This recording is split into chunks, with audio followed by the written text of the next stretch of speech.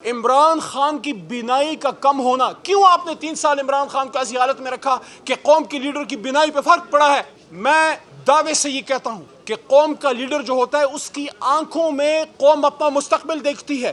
آپ لیڈر کی بینائی سے نہیں کھیل رہے، آپ اپنے اس قوم کے مستقبل سے کھیل رہے ہیں۔ وہ قوم جس نے کبھی خواب دیکھا تھا جناح کی آنکھوں میں روشن مستقبل کا، وہ قوم جس نے کبھی بھٹو کی آنکھوں میں غریب نے روٹی کپڑا مکان کا خواب دیکھا تھا، اس قوم نے اور اب امت مسلمہ نے عمران خان کی آنکھوں میں مدینہ کی ریاست کا کانسیپٹ ایک بار پھر دیکھا، اور آپ ان آنکھوں سے کھیل رہے ہیں۔ آپ عمران خان کی ایک آنکھ سے نہیں، آپ اس قوم کی 25 کروڑ آنکھوں سے کھیل رہے ہیں۔ ہوش کے ناخن لو، ہوش کے ناخن لو، بس کرو، بس کرو۔ اب یہ جو ظلم ہو رہا ہے یہ کہ اب خان صاحب تک ایٹ لیسٹ ڈاکٹرز کی رسائی تو ہو جائے۔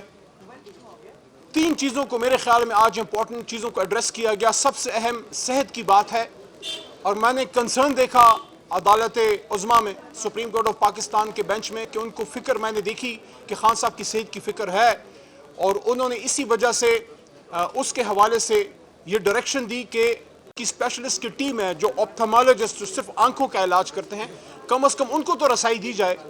جو دوسری چیز وہاں ڈسکس ہوئی آج خان صاحب کے بچوں کے حوالے سے، چیف جسٹس صاحب نے جو کنسرن شو کی کہ کم از کم عمران خان صاحب کے اپنے بچوں سے بات تو ہو پائے۔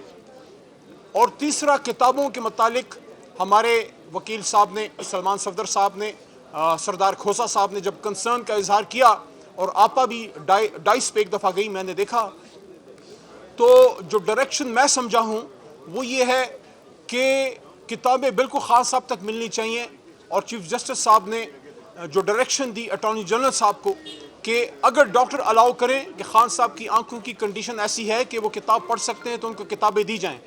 اس کے علاوہ کوئی اور بھی اگر ڈائریکشن ہے تو وہ تفصیلی فیصلے میں آ جائے گی۔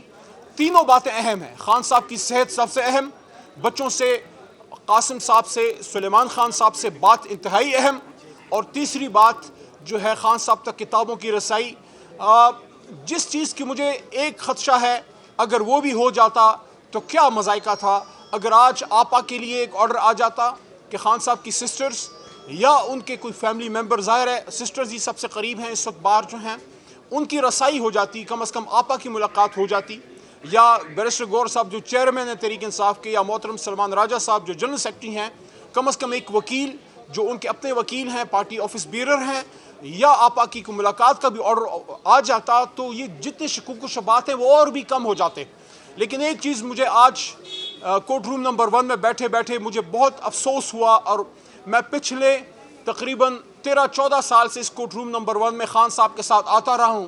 پہلی دفعہ جب ہم آئے تو چیف جسٹس چوئی صاحب کا وقت تھا، 2014 تھا شاید، اس سے لے کے آج تک تقریباً 11 چیف جسٹس صاحبان چینج ہو چکے ہیں۔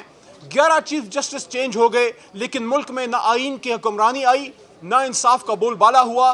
وہ قربانیاں جو عمران خان نے دیں، جیل کاٹی اس عدلیہ کے لیے، میرے استاد محترم شہید عبداللطیف آفریدی لالا، ان کی ٹانگ ٹوٹی تھی، بہت سے وکلاء شہید ہوئے تھے، بہت سے جج صاحبان کو تکلیف پہنچی تھی۔ ہم اس امید میں ہیں، آج بھی ہم اس امید پہ سپریم کورٹ میں آئے ہیں کہ ہمیں انصاف ملے گا۔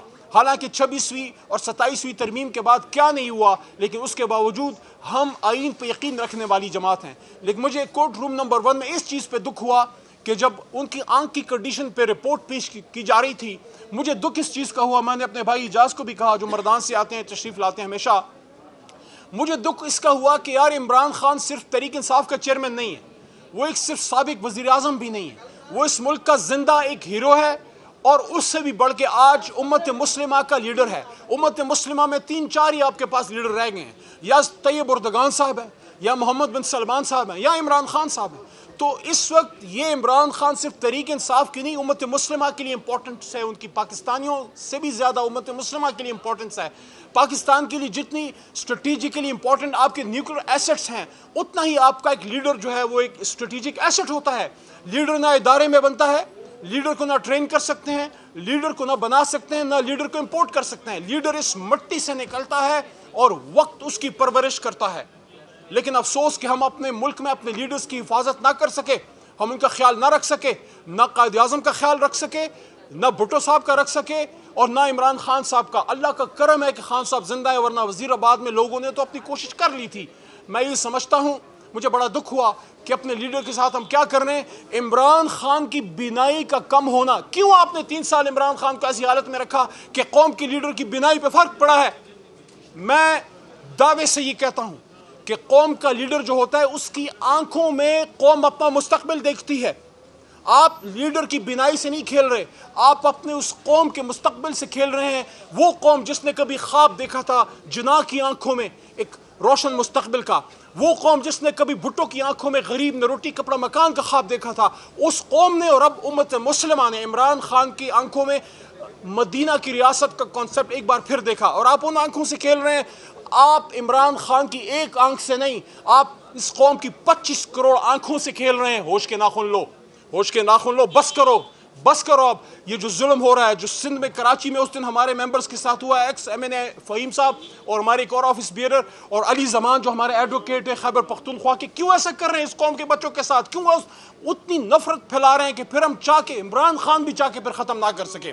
آخر میں یہ کہوں گا، جو فاصلے پیدا ہو گئے ہیں قوم اور اداروں اور قوم اور اس سسٹم کے بیچ میں، یہ نفرتیں، یہ کدورتیں، یہ ایک آدمی ختم کر سکتا ہے، اور وہ ہے قیدی نمبر 804 عمران خان۔ عمران خان جب نکلے گا عزت کے ساتھ اور ایک بار پھر کہہ دے گا کہ ملک بھی میرا ہے، فوج بھی میرا ہے، تو سب باہمی شیر و شکر ہوں گے۔ لیکن اگر آپ نے یہ موقع ضائع کر دیا، 3 نسلوں تک کی نفرت پھر ختم نہیں ہو سکتی۔ لیکن پھر بھی آخر میں امید پہ دنیا قائم ہے، پیوست ترے شجر سے اور امید بہار رکھ۔ ہم پر امید ہیں، ہم وکلاء پر امید ہیں، ہم سیاسی کارکن پر امید ہیں، ہمارا لیڈر نکلے گا، ادھر ہی سے کوئی خیر کے سلسلے چلیں گے۔ آج صبح میں نے امید کا اظہار کیا تھا کہ اچھا کوئی فیصلہ آ جائے سپریم کورٹ سے، جس میں اور کچھ نہیں تو عمران خان کی صحت کے حوالے سے کوئی پیش قدمی ہو۔ امید ہے کہ اس سے کوئی بہتری ہوگی، لیکن میں زیادہ لمبی امیدیں بھی نہیں رکھتا، کیونکہ ابھی تک ہم نے ان عدالتوں ہر جگہ سے اپنی امیدیں ٹوٹتی ہی دیکھی ہیں۔ لیکن اللہ کہتا ہے وَلَا تَقْنَطُوا مِن رَحْمَتِ اللَّهِ، اللہ کہتا ہے نا امید نہ ہونا، تو ہم نا امید نہیں ہیں، پر امید ہیں۔ موسم بہار کی آمد ہے، کاش پاکستان کے اس سیاسی خزاں کے موسم میں ایک سیاسی جو ہے وہ ایک بیداری پیدا ہو، اور ایک سیاسی ایک ایسا ماحول پیدا ہو جب یہاں ایک بہار کا عالم ہو، عمران خان باہر ہو، اور وہ سفر پھر دور سے شروع ہو۔ 9 اپریل کی رات جو ٹوٹا تھا، میرے پاس آج بھی عمران خان کی وہ وزیر اعظم کی چٹ بطور امانت پڑی ہے۔ رجیم چینج کی رات جب میری سپیچ ہو گئی، میں جب ہال سے نکلنے لگا، میں نے عمران خان وزیر اعظم پاکستان کی نام کی وزیر اعظم کی وہ چٹ ساتھ لے لی، کچھ عرصہ قرآن پاک کے ساتھ پڑھی رہی، اب جناح کی کتاب کے بیچ میں پڑھی ہوئی ہے۔ جس دن انشاءاللہ عمران خان پھر وزیر اعظم بنیں گے، اس کا یہ کارکن اس کی وزیر اعظم کی کرسی کے سامنے امانتاً وزیر اعظم پاکستان عمران خان کی چٹ دوبارہ لگائے گا۔ آپ کا بہت شکریہ۔ جو سندھ میں کراچی میں اس دن ہمارے ممبرز کے ساتھ ہوا ہے، ایکس ایم این اے فہیم صاحب اور ہمارے ایک اور آفس بیئرر اور علی زمان جو ہمارے ایڈوکیٹ ہیں خیبر پختونخوا کے، کیوں ایسا کر رہے ہیں اس قوم کے بچوں کے ساتھ؟ کیوں اتنی نفرت پھیلا رہے ہیں کہ پھر ہم چاہ کے عمران خان بھی چاہ کے پھر ختم نہ کر سکے؟ آخر میں یہ کہوں گا، جو فاصلے پیدا ہو گئے ہیں قوم اور اداروں اور قوم اور اس سسٹم کے بیچ میں، یہ نفرتیں، یہ کدورتیں، یہ ایک آدمی ختم کر سکتا ہے، اور وہ ہے قیدی نمبر 804 عمران خان۔ عمران خان جب نکلے گا عزت کے ساتھ اور ایک بار پھر کہہ دے گا کہ ملک بھی میرا ہے، فوج بھی میرا ہے، تو سب باہمی شیر و شکر ہوں گے۔ لیکن اگر آپ نے یہ موقع ضائع کر دیا، 3 نسلوں تک کی نفرت پھر ختم نہیں ہو سکتی۔ لیکن پھر بھی آخر میں امید پہ دنیا قائم ہے، پیوست ترے شجر سے اور امید بہار رکھ۔ ہم پر امید ہیں، ہم وکلاء پر امید ہیں، ہم سیاسی کارکن پر امید ہیں، ہمارا لیڈر نکلے گا، ادھر ہی سے کوئی خیر کے سلسلے چلیں گے۔ آج صبح میں نے امید کا اظہار کیا تھا کہ اچھا کوئی فیصلہ آ جائے سپریم کورٹ سے، جس میں اور کچھ نہیں تو عمران خان کی صحت کے حوالے سے کوئی پیش قدمی ہو۔ امید ہے کہ اس سے کوئی بہتری ہوگی، لیکن میں زیادہ لمبی امیدیں بھی نہیں رکھتا، کیونکہ ابھی تک ہم نے ان عدالتوں ہر جگہ سے اپنی امیدیں ٹوٹتی ہی دیکھی ہیں۔ لیکن اللہ کہتا ہے وَلَا تَقْنَطُوا مِن رَحْمَتِ اللَّهِ، اللہ کہتا ہے نا امید نہ ہونا، تو ہم نا امید نہیں ہیں، پر امید ہیں۔ موسم بہار کی آمد ہے، کاش پاکستان کے اس سیاسی خزاں کے موسم میں ایک سیاسی جو ہے وہ ایک بیداری پیدا ہو، اور ایک سیاسی ایک ایسا ماحول پیدا ہو جب یہاں ایک بہار کا عالم ہو، عمران خان باہر ہو، اور وہ سفر پھر دور سے شروع ہو۔ 9 اپریل کی رات جو ٹوٹا تھا، میرے پاس آج بھی عمران خان کی وہ وزیر اعظم کی چٹ بطور امانت پڑی ہے. رجیم چینج کی رات جب میری سپیچ ہو گئی، میں جب ہال سے نکلنے لگا، میں نے عمران خان وزیر اعظم پاکستان کی نام کی وزیر اعظم کی وہ چٹ ساتھ لے لی، کچھ عرصہ قرآن پاک کے ساتھ پڑھی رہی، اب جناح کی کتاب کے بیچ میں پڑھی ہوئی ہے. جس دن انشاءاللہ عمران خان پھر وزیر اعظم بنیں گے، اس کا یہ کارکن اس کی وزیر اعظم کی کرسی کے سامنے امانتاً وزیر اعظم پاکستان عمران خان کی چٹ دوبارہ لگائے گا. آپ کا بہت شکریہ.